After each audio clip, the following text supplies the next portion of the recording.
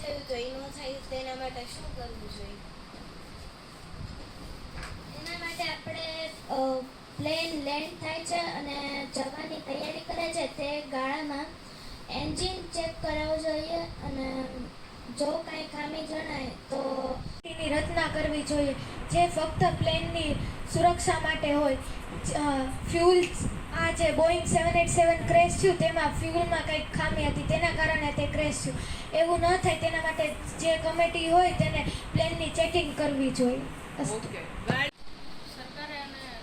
સરકારે અને જે પ્લેન બનાવવાની કંપનીઓ છે તેમના પાયલોટ જે રાખેલ છે તેમને સારામાં સારી તાલીમ આપવી જોઈએ જેથી તે કાંઈ પણ ભૂલ ન કરે અને આવા જીવલેણ અકસ્માતો ન થાય તેનું આપણે ધ્યાન રાખવું. ઘણા લોકો છે જે ટ્રાફિક સિગ્નલમાં રેડ લાઇટ હોય છે તો પણ 5 મિનિટ ખાલી બાકી હોય છે ને એના માટે પણ એ લોકોથી રાહ જોવાતી જ નથી અને જલ્દીના કારણે ફટાફટ એ લોકો નીકળવા જાય છે તો સામેથી કોઈ પણ વાહન આવતું હોય તો એનાથી અકસ્માત પણ થાય છે. સરખા કરવા જોઈએ અને તે વિષય ઉપર ચર્ચા કરવી જોઈએ જેથી રોડ એક્સિડન્ટ્સ ન થાય. સારી રોડ ડિઝાઇન કરવી જોઈએ, સ્પીડ બ્રેકર વધારવા જોઈએ જેથી અકસ્માત પણ ઘટે અને શહેરોમાં ફ્લાયઓવર બનાવવા જોઈએ જેથી ટ્રાફિક ઘટે.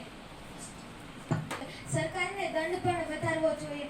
સરકારને ટેકનોલોજીનો ઉપયોગ કરવો જોઈએ જેમ કે જીપીએસ, ટ્રાફિક સેન્ટર તેનો ઉપયોગ કરવો જોઈએ અને હેલ્મેટ અને સીટ બેલ્ટનો નિયમ વધારવો જોઈએ. નો હેલ્મેટ નો પેટ્રોલ જેવી યોજનાઓ હજી અમલમાં રાખવી જોઈએ અને સરકારને દંડ વધારવો જોઈએ જેથી લોકોના મનમાં ડર રહે ટ્રાફિક સિગ્નલ તોડવા. ફ્લાયઓવર બનાવવા જોઈએ તો એ બનાવવામાં તો બહુ વાર લાગે છે તો એના માટે શું કરવું જોઈએ? બીજા કન્ટ્રીઓની ટેકનોલોજી યુએસ જેમ રોડ નિર્માણ માટે ટેકનોલોજીનો ઉપયોગ કરે છે તેવી ટેકનોલોજીનો ઉપયોગ કરવો જોઈએ જેથી ટ્રાફિક પણ ઘટે અને ફ્લાયઓવર પણ બની જાય. ટ્રાફિક પોલીસ વધારે જોઈએ. હાઈવે ઉપર ક્યાં ટ્રાફિક પોલીસ રાખીએ? એક્સપ્રેસ હાઈવે, નેશનલ હાઈવે તેના ઉપર ક્યાંથી ટ્રાફિક પોલીસ રાખે?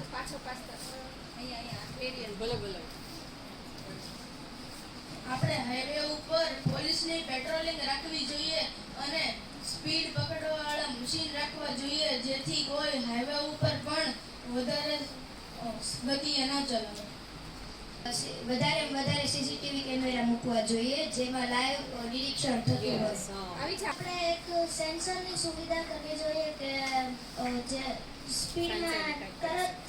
સ્પીડમાં ચાલતા હોય વાહન તો તરત તે જાણ થઈ જાય છે સરકારને અને તેની જાણ સરકારને થઈ જાય છે અને તેનો દંડ તે વ્યક્તિ પાસેથી વધારેમાં વધારે લેવામાં આવે છે.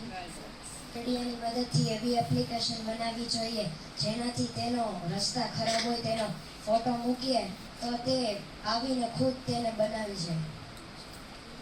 સુવિધા વગર રોડ ઉપર સ્ટન્ટ કરે છે તેની માટે આપણે પણ સખત પગલાં લેવા જોઈએ. પરંતુ લોકોને ઈ ચાલાનનો ભય નથી તેથી તેઓ ઈ ચાલાન આવે તો તેઓ ભરતા નથી.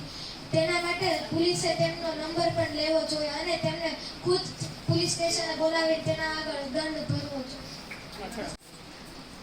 જાપાનમાં એક એવી પણ ટેકનોલોજી છે કે જેમ કે જે સ્પીડ બ્રેકર છે એ રોડ ઉપર હોતું નથી અને એ ગાડીઓની સ્પીડને સેન્સ કરે છે અને જો કોઈ ગાડી વધારે ગતિએ હોય તો એ સ્પીડ બ્રેકર ઓટોમેટિક ખુલી જાય છે અને તેની ગાડીને પણ નુકસાન થાય છે.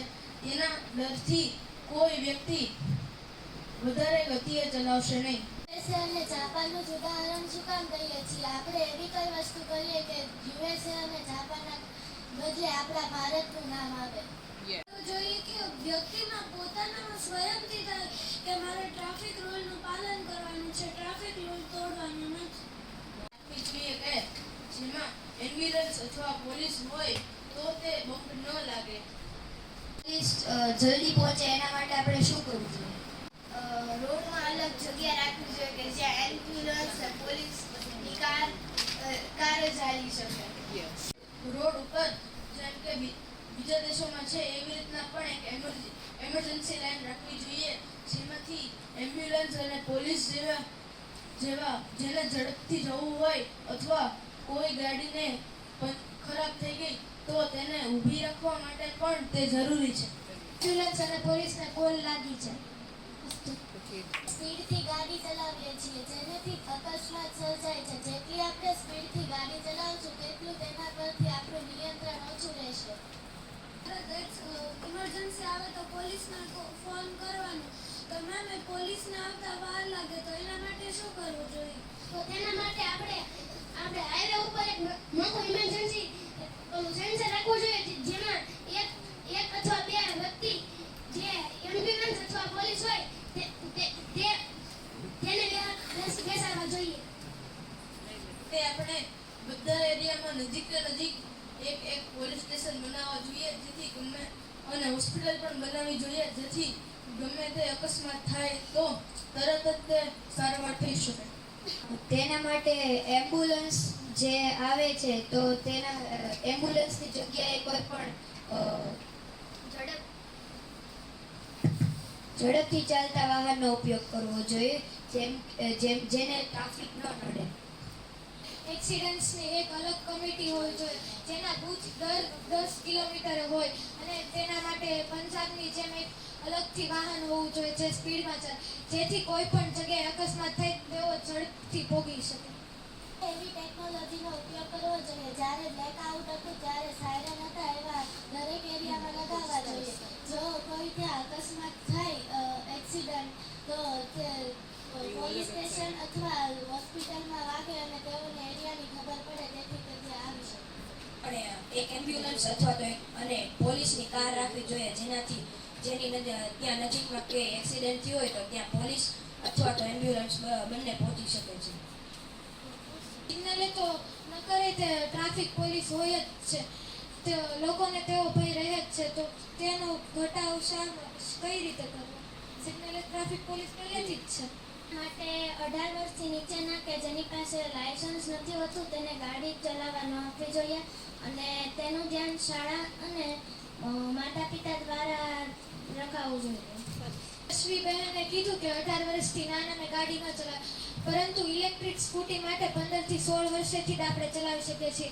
તેના માટે લર્નિંગ લાયસન્સ હોય છે તેથી આપણે ધ્યાન રાખવું જોઈએ કે લાયસન્સ છે કે નહીં તેનું ધ્યાન રાખવું જોઈએ.